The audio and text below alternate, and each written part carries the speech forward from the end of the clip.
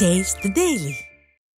பாகிஸ்தானிற்கு செல்ல விருப்பம் இல்லை என பாகிஸ்தான் நாட்டைச் சேர்ந்த தம்பதியினர் சென்னை பெருநகர காவல் ஆணையர் அலுவலகத்தில் மனு அளித்தனர். ஜம்மு காஷ்மீரின் பகல்காம் தாக்குதல் எதிரொலியாக இந்தியாவில் தங்கியிருக்கும் பாகிஸ்தான் நாட்டினர் இந்தியாவிலிருந்து வெளியேற வேண்டுமென இந்திய அரசு அறிவித்திருந்தது. இதையடுத்து இந்தியாவில் தங்கியிருந்த ஏராளமான பாகிஸ்தானியர்கள் தங்களது சொந்த நாட்டிற்கு திரும்பிச் சென்றனர். இந்நிலையில் புதுச்சேரியில் வசித்து வந்த பாகிஸ்தானைச் சேர்ந்த மனிஷா பாண்டே தம்பதி தங்கள் நாட்டிற்கு செல்ல விருப்பமில்லை என கூறி இந்திய தூதரகத்தில் அதிகாரிகளை சந்தித்துள்ளனர். மேலும் தற்போது சென்னை பெருநகர காவல் ஆணையர் அலுவலரிடமும் தங்கள் நாட்டிற்கு செல்ல விருப்பமில்லை என்பதால் கால அவகாசம் அளிக்க மனு அளித்துள்ளனர். ஈரோட்டில் 3 கோடி ரூபாய் வரை பண மோசடியில் ஈடுபட்டு தலைமறைவாக இருந்தவர் கையும் களவுமாக பிடிபட்டார்.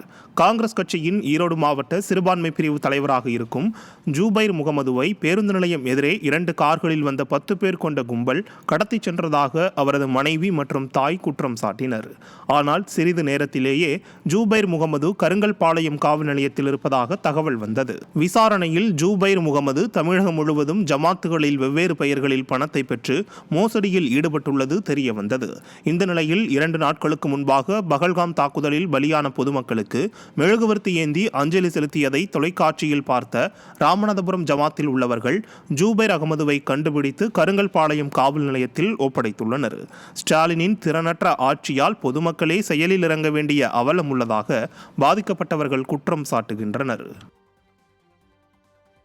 அனுமதிக்கப்பட்ட அளவை விட கூடுதலாக ஏடிஎம் இயந்திரங்களை பயன்படுத்துவதற்கு உயர்த்தப்பட்ட கட்டணம் இன்று முதல் அமலுக்கு வந்துள்ளது.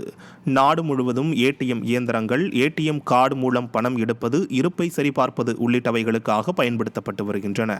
அதே சமயம் அவற்றை பயன்படுத்தவும் கட்டுப்பாடுகள் உள்ளன.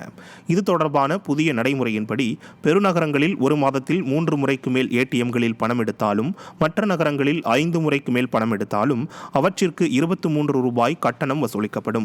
முன்பு அது 21 ரூபாயாக இருந்தது. அதேபோல் இருப்பை சரிபார்ப்பதற்கும் 7 ரூபாய் கட்டணம் வசூலிக்கப்படும். முன்பு அதற்கான கட்டணம் 6 ரூபாயாக இருந்தது. அதே சமயம் ஒரு சில வங்கிகள் இதனை இலவசம் என அறிவித்துள்ளதும் குறிப்பிடத்தக்கது.